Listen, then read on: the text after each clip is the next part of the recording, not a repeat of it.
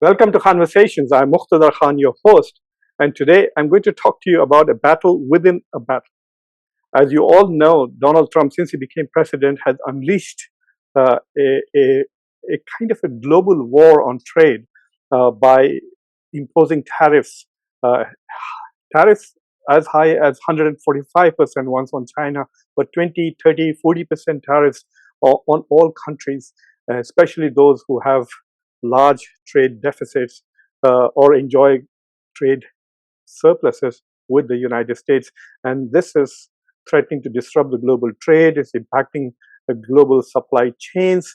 It could trigger inflation, not just in the United States, but elsewhere, and also perhaps reduce the rate at which the developing countries have been growing and developing, and will definitely impact not only the global GDP by shrinking it, but it's quite possible that it might force many economies into recession if very high tariffs are imposed on countries whose economies depend heavily on exports, such as Germany and Japan, for example. So anyway, this is the bigger battle, but the smaller battle is the battle for technological advantage. And this battle began with Joe Biden, who started imposing restrictions on the export of advanced AI-related chip manufacturing technology to China. So Joe Biden divided the world into three categories. Some countries who would get absolutely no access to the advanced chips manufactured in the US, absolutely necessary for research and development of artificial intelligence, and those countries were Russia, Iran, and China, and North Korea. And then there were countries which would face a highly restricted licensing regime where they would have to jump through many hoops to be able to buy and also import advanced chips. And then there were countries, I think 18 countries, which could freely acquire these things. Many of them were close allies of the United States. So by putting restrictions on tech, preventing Chinese students from coming to the United States and studying in American universities, especially in science programs, etc., the United States started this battle within the battle to keep a technological and scientific advantage that the US generally has across the board over China. The fear is that China is catching up and might overtake the United States when it comes to science, technology, research, and innovation. But there are certain areas in which China has, shall we say, absolute domination. And one of that is in EV technology. So for example, when it comes to solar cells, when it comes to lithium batteries, production of lithium batteries, maintenance of this, and then also electric vehicles, China now has about 70% of the global market.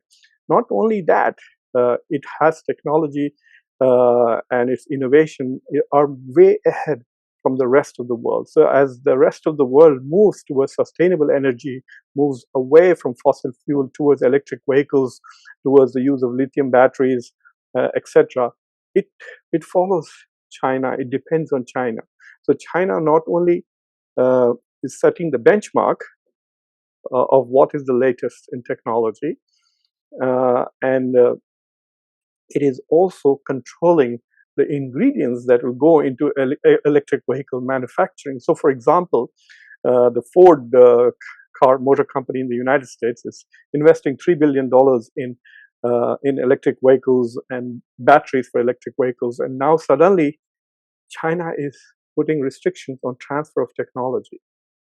And so I think that $3 billion investment of Ford could go down the drain, because they would either be producing more expensive and inferior batteries with less range and making their cars not at all competitive,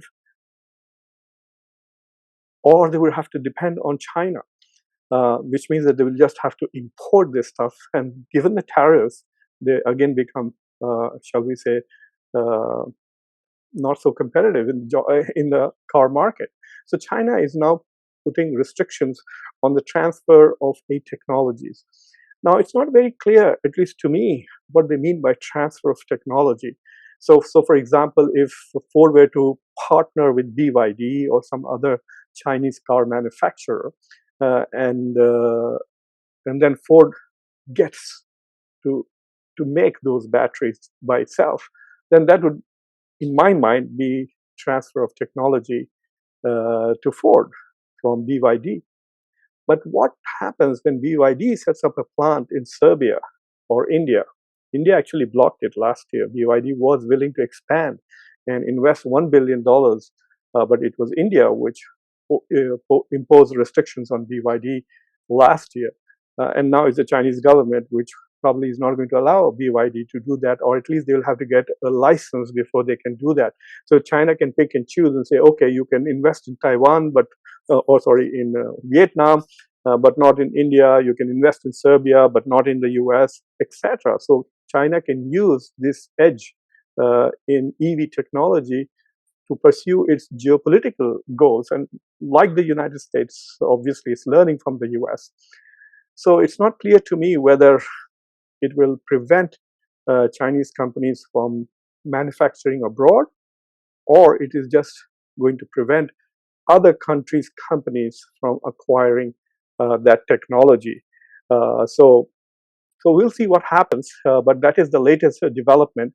And this is happening at a time when there is a lot of flux and a lot of upheaval in the global markets, primarily because of this massive tariff threat that Donald Trump has imposed on the global economy, and the intense negotiations that are going on between the United States and various countries.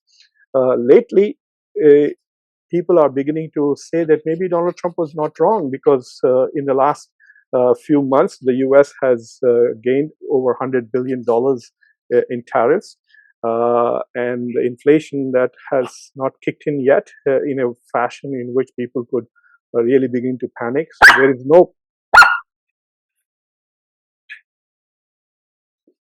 so there is no scary inflation yet, and the markets seem to be